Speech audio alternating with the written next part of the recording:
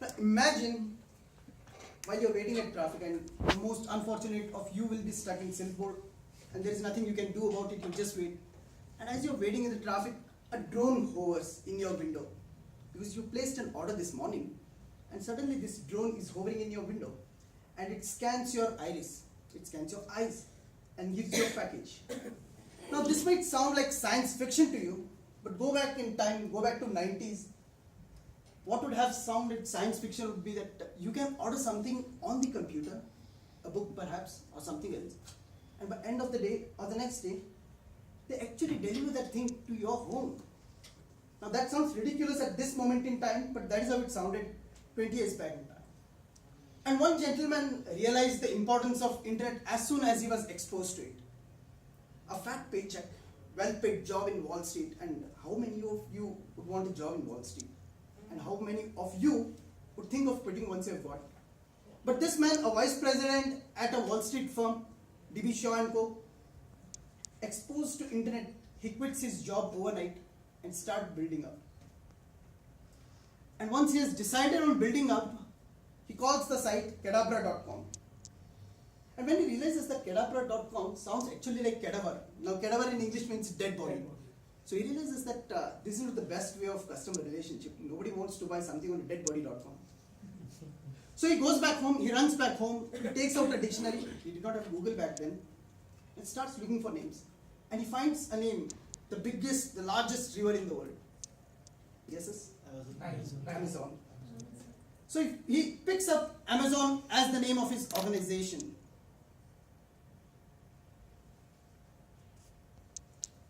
So he begins with the Amazon.com. That is what he picks his name as. And one of the very peculiar reasons he chooses Amazon is because it starts with the letter A. Back in the days, the internet registry always threw results based on the alphabetically.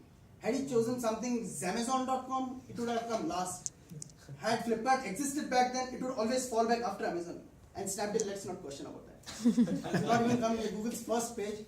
And we all know that people going to page 2 of Google results must be desperate enough. Nobody does that. So he chooses Amazon.com and begins working on it.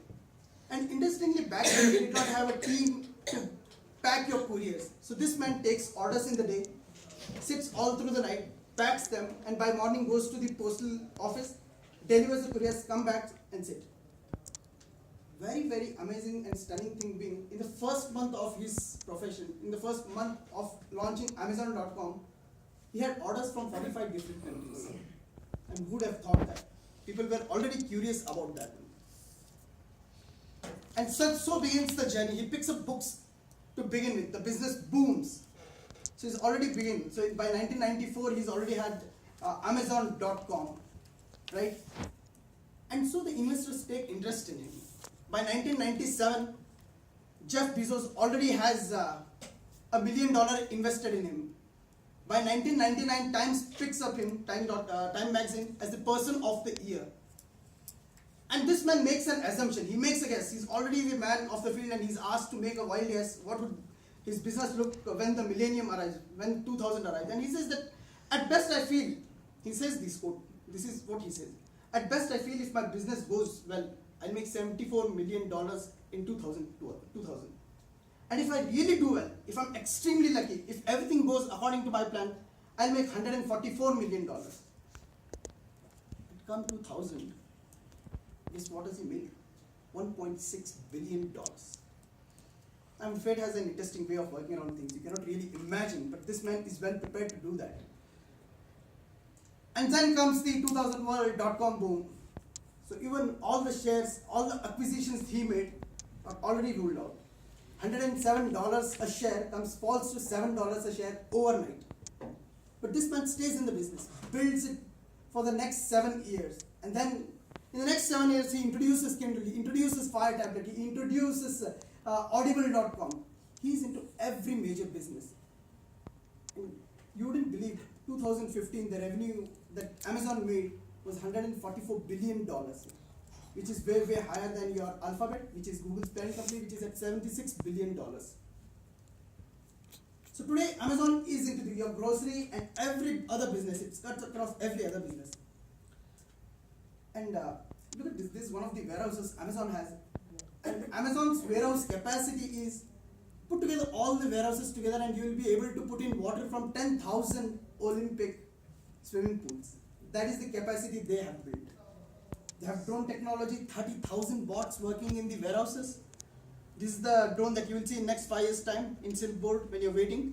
And they have 40 planes. Can you believe they got planes to deliver your cargo? And yes, of course, we had this. One of the magazines in India, in fact, published this about Jeff Bezos, and it ran into controversy because Jeff Bezos is your new Lord Krishna. He's the god of internet now, right? And this is the logo of Amazon. Ever wondered what Amazon's logo meant? Yes. There is an arrow from A to Z. Exactly. So that is what Jeff Bezos had in mind, that you'll find everything from A to Z on my site. And I'd like to conclude my presentation with what Jeff Bezos said, that peek into the future, come back, work so hard, build something so great that you can take that back to the future. Over to you, Toastmasters.